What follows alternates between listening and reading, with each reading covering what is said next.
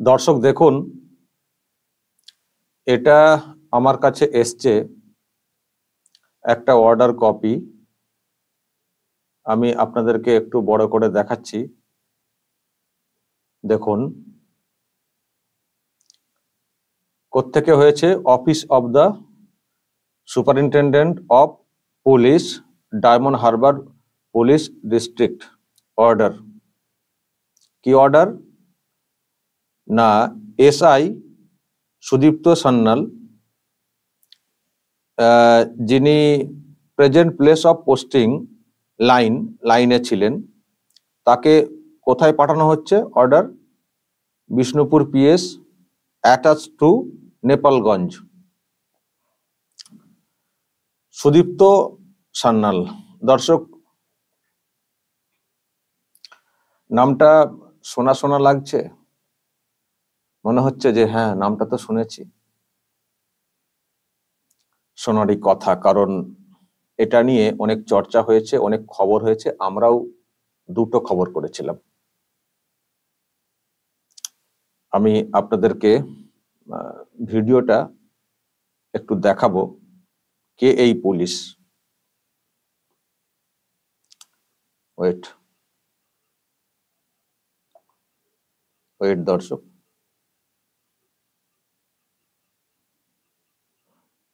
এই যে আমি এই ভিডিও আপনাদেরকে দেখিয়েছি দুদিন আগে, যে দেখুন পুলিশের এই অফিসার কিভাবে কার্যত ক্ষমা চাইছেন হাত জোড় করে। আসলে ইনার বিরুদ্ধে একটা অভিযোগ হয়েছিল যে কলকাতা হাইকোর্টের একজন অ্যাডভোকেট, নাম হচ্ছে সৌরভ মণ্ডল, তাকে হেনস্থা করেছিলেন। এই আইনজীবী সৌরভ মণ্ডল কলকাতা হাইকোর্টের, উনি একটি কাজে নেপালগঞ্জে গিয়েছিলেন, বিষ্ণুপুর এলাকার। তো ওনাকে চড় থাপ্পড় মেরেছিলেন এবং খুবই মারধর করা হয়েছিল। সেই জন্য হাসপাতালে যেতে হয়েছিল এই সৌরভ মণ্ডলকে, খুবই মারধর করা হয়েছিল।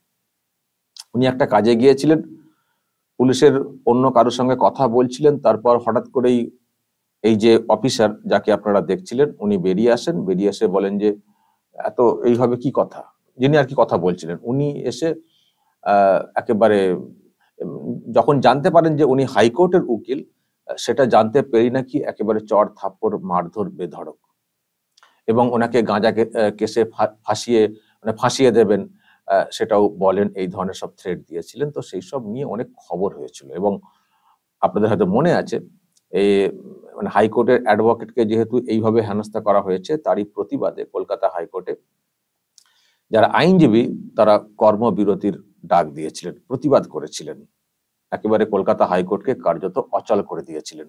বিষয়টা প্রধান বিচারপতির দৃষ্টিতেও আনা হয়েছিল, নিশ্চয়ই আপনাদের হয়তো মনে পড়ছে। তো আমি কেন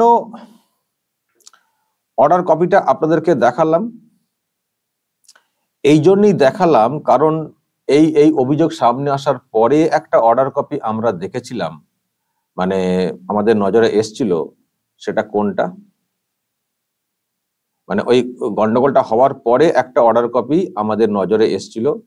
আমি দর্শক আপনাদেরকে আগে দেখাই সেটা, তাহলে আরো পরিষ্কার হয়ে যাবে। এটা এই যে ঘটনা, এই অভিযোগ সামনে আসার পরে একটা অর্ডার কপি হয়েছিল যে এই অফিসার অর্থাৎ এসআই সুদীপ্ত সান্যাল, ওনাকে ক্লোজ করে দেওয়া হচ্ছে, লাইনে পাঠিয়ে দেওয়া হচ্ছে। এই যে দেখুন, Sudipta Sanyal present place of posting presently attached to Nepalganj. আর কোথায় অর্ডার করা হয়েছিল? ক্লোজ টু লাইনে পাঠিয়ে দেওয়া হয়েছিল। এটা ক তারিখে হয়েছিল দর্শক? 22/7। এটা 22/7 অর্ডার হয়েছিল, যেদিন ওই অভিযোগটা সামনে এসেছিল আর কি।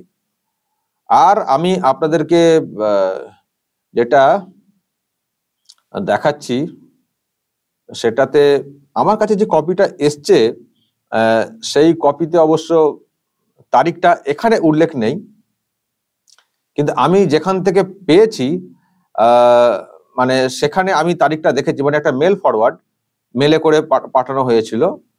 তো এখানে দর্শক দাঁড়ান, ওয়েট, আপনাদেরকে আমি দেখানোর চেষ্টা করছি। এই যে এখানে তারিখটা উল্লেখ নেই, তারিখের জায়গাটা ফাঁকা আছে। আসলে এটা একটা কপি, যেটা মেল করে পাঠানো হয়েছিল কাউকে। আমি সেখান থেকে, মানে আমার কাছে সেখান থেকে এসছে, আমি সেই মেলে তারিখ দেখছিলাম 26 তারিখ লেখা আছে। তো তার মানে যাই হোক, যখন আজকে এসছে 26 হোক, তার আগের দিন হোক, যাই হোক, এই হচ্ছে অর্ডার।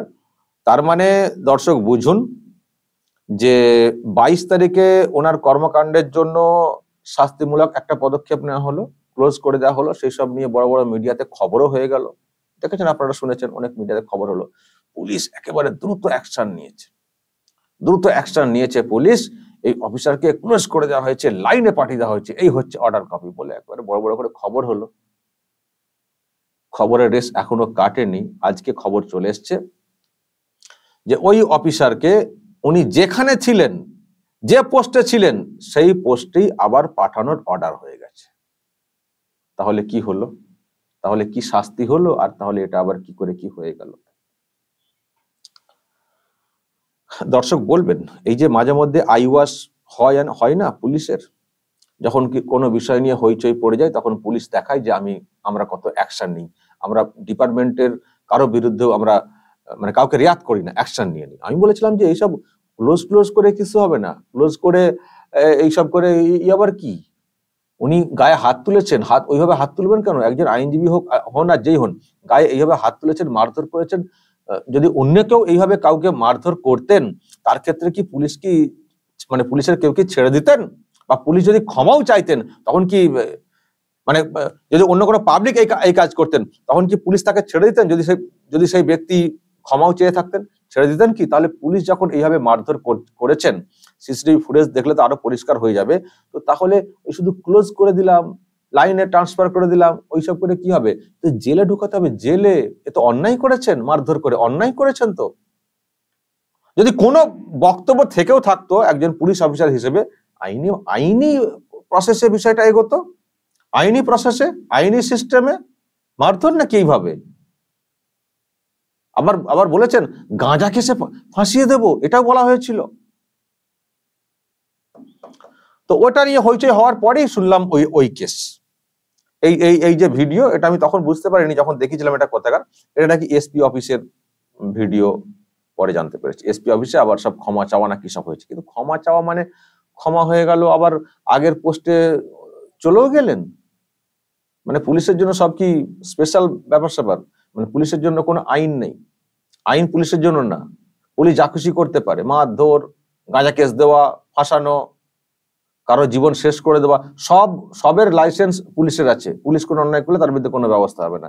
ডিপার্টমেন্টাল ট্রান্সফার বা একটা ক্লোজ করার পরেও সেটা 7 দিন গেল না, 22 তারিখে হয়েছে, আজকে 26 তারিখ এই খবর চলে আসছে যে উনি আবার আগের পোস্টে বহাল হয়ে যাচ্ছেন, অর্ডার হয়ে গেছে। আরে যদি এই অর্ডার কপি সত্য হয়, আমার কাছে এসছে এই অবস্থায়, তাই আমি এতটা জোর দিয়ে কথাটা বলছি। আমি দর্শক কতগুলো ছবি দেখছিলাম, এই যে অফিসার সুদীপ্ত সান্যাল, কিছু ছবি দেখছিলাম, মদন মিত্রের সঙ্গে ছবি, আমি প্রভাবটা দেখছিলাম, দেবের সঙ্গে ছবি, দিলীপ মন্ডল মন্ত্রী, ইনারই ঘনিষ্ঠ বলে খবর। এবং এই সুদীপ্ত সান্যাল ওখানে অনেকদিন একই জায়গায় রয়েছেন এই ইনার দৌলতে, এমন নাকি শুনছি। মাঝখানে কোথাও একটা পোস্টিং হয়ে গেছিলেন, আবার চলে এসছেন। ইনার সঙ্গে নাকি খুব ভাব, এবং পুলিশের প্রতি ওনার নাকি খুব মায়া দয়া, আর উনিও ওনাকে খুব ভালোভাবে দেখেন, খুব যা যা করার আর কি সহযোগিতা করার উনি নাকি করেন। আরো সব অভিযোগ আমি পেয়েছি, এই অফিসার ওখানে কিভাবে কি কাজ করেন, কিভাবে ভোট করিয়েছেন, সেই সব ব্যাপারেও অনেক সব অভিযোগ এসছে।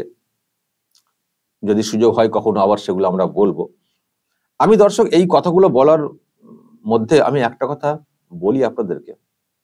আমি একটা খবর পেলাম যে যেহেতু এটা নিয়ে আরামবাগ টিভি, বিশেষ করে এই যে ভিডিও যেটা আপনারা দেখছিলেন, এই যে ভিডিও, এটা তো আমরাই দেখিয়েছিলাম, আমরা এই ভিডিও দেখিয়েছি এবং বলেছিলাম যে ক্ষমা চাইলে ক্ষমা নেই, এই জেলবন্দি করতে হবে। তো সত্যি আমি খুব সরব হয়েছিলাম। আমি সরব হওয়ার আরো একটা কারণ, এই পুলিশের যে অত্যাচার সেটা আমি ভালো করে জানি, হাড়ে হাড়ে জানি, আমাকে যা করা হয়েছিল। তখনই আমার মনে হতো যে এই পুলিশদেরকে একবার করে জেলে পাঠানো উচিত। এই যে পুলিশ যাকে তাকে পারছে মিথ্যা কেস দিয়ে জেলবন্দি করে দিচ্ছে, কোনো মায়া দয়া নেই যে জেলে কি করে মানুষগুলো থাকেন। তো পুলিশদেরকে, মানে পুলিশের একটা অংশকে জেলে, মানে পুলিশের প্রত্যেককে একবার করে 1 মাস করে জেলে থাকার ট্রেনিং দেওয়া উচিত। তাহলে বুঝবেন যে কোনো মানুষকে মিথ্যা কেসে ফাঁসানো মানে কতটা খারাপ। অন্তত নিজের পেশার জায়গাটা একটু বুঝবেন, না হলে বুঝছেন না, ভাবছেন ও তো 1 মাস হয়ে গেল, 1 মাস পর বের হয়ে যাবে। কিন্তু 1 মাস যে কতটা যন্ত্রণার একজনের কাছে, বিশেষ করে যারা মানে যাদের কোনো অপরাধ নেই, নিরাপরাধ, তাদের কাছে যে কতটা যন্ত্রণার, এই ফিলিংসটা আসতো যদি প্রত্যেক পুলিশকে ট্রেনিং পিরিয়ডে 1 মাস করে জেলে রাখা হতো, তাহলে অন্ততপক্ষে এই ফিলিংসটা আসতো। তো সত্যি আমি খুব জোর দিয়ে কথাটা বলেছিলাম। তো আমি শুনছি এই জোর দিয়ে কথা বলার জন্য আমাকে নাকি গাঁজা কেস দিয়ে ফাঁসানো হবে, তুলে নেওয়া হবে, এইরকম একটা কোথাও কমেন্ট করা হয়েছে। আমার কাছে কমেন্টটা এসছে বলে আমি কথাটা বলছি। আমাকে নাকি গাঁজা কেস দিয়ে এই করে এমন ভাবে ভরে দেওয়া হবে যাতে করে আমি 3-4 বছর বের হতে না পারি। এবং সেই সঙ্গে ওই যে আইনজীবীকে দেখলেন আপনারা, ওনার ক্ষেত্রে নাকি ওনার সব কেস কোথায় সব কি কেস ফেস দেওয়া হবে না দেওয়া আছে, তার নাকি সব খোঁজ তো চলছে, ওনারা নাকি জীবনটাকে হেল করে দেওয়া হবে, যিনি অভিযোগ করেছেন, যার ভিত্তিতে। তো এই হচ্ছে বিষয়। তো আমি খবরটা পেলাম এবং আমাকে একজন বললেন যে আপনি একটু সাবধানে থাকবেন।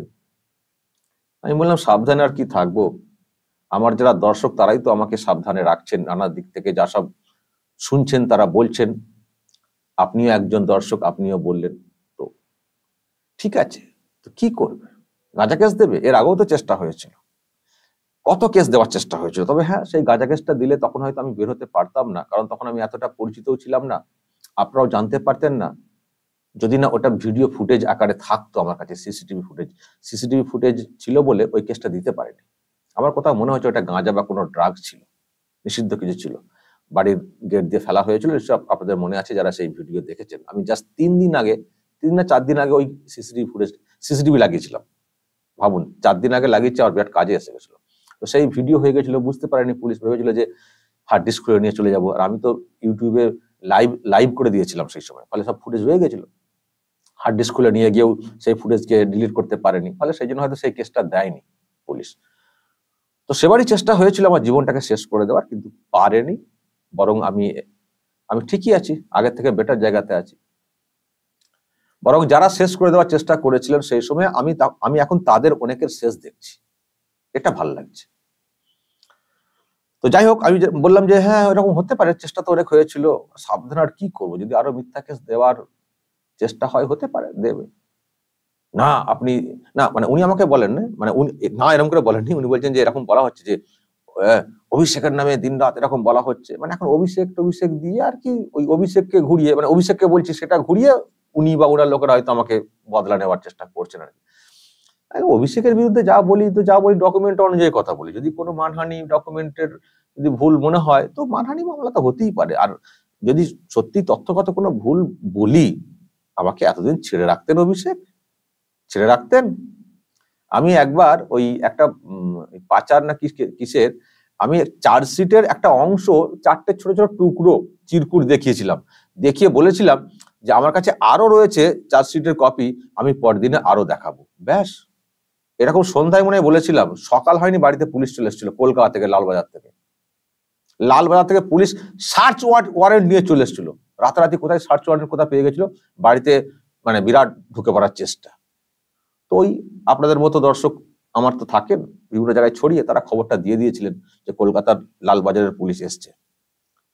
আরামবাগে ঢোকার আগেই খবর পেয়ে যায়, মানে এদিকে গাড়ি আসছে, কোনোভাবে খবর পেয়ে যায়, আরো খানিকটা ডিটেলস পেয়ে যায়, আমি সবটা বলছি না, আমি সরে পড়েছিলাম সেই সময়, কারণ এত ফালতু আমাকে হ্যারাস করার চেষ্টা হচ্ছে, আমি আইনে লড়বো। সঙ্গে সঙ্গে কলকাতা হাইকোর্টে চলে গিয়েছিলাম, কলকাতা হাইকোর্ট পরদিন সকালেই হিয়ারিংটা হয়ে গেল, পুলিশকে বলে দিল বেরিয়ে আসো ওখান থেকে, কোনো সার্চ হবে না। আপনাদের মনে আছে হয়তো সেসব কথা, উল্টো পাল্টা নানান ভাবে ফাঁসানোর চেষ্টা হয়েছিল। তো আমি যেটা বলছিলাম, তো এইসব নাকি শুনছি, এইরকম গাঁজা কেস, এইসব কি সব কেস দিয়ে, ভারী কেস দিয়ে আমাকে ঢোকানো হবে। ঠিক আছে, চেষ্টা করে যান, চেষ্টা তো অনেক হয়েছে, আপনারা করেছেন, আপনিও একটু করে যান, অনেক পুলিশ অফিসার করেছেন, আপনি একটু করে যান, মনে বল নিয়ে করে যান, আমার কোনো ভয় নেই। আর আমি তো যা শুনছি, আপনাদের পরিবারের সম্পর্কে যা শুনলাম নাকি আমাদের জেলাতেই বাড়ি, মানে আমাদের হুগলিরই বাড়ি, উত্তরপাড়া না কোথাও একটা বাড়ি। ওনার নাকি এক গুণধর দাদা আছেন, তিনি আবার একটা পোস্টে চাকরি করতেন, ওই বিএলএল আরো বিভাগে চাকরি করতেন। তারও সব অনেক ইতিহাস শুনলাম।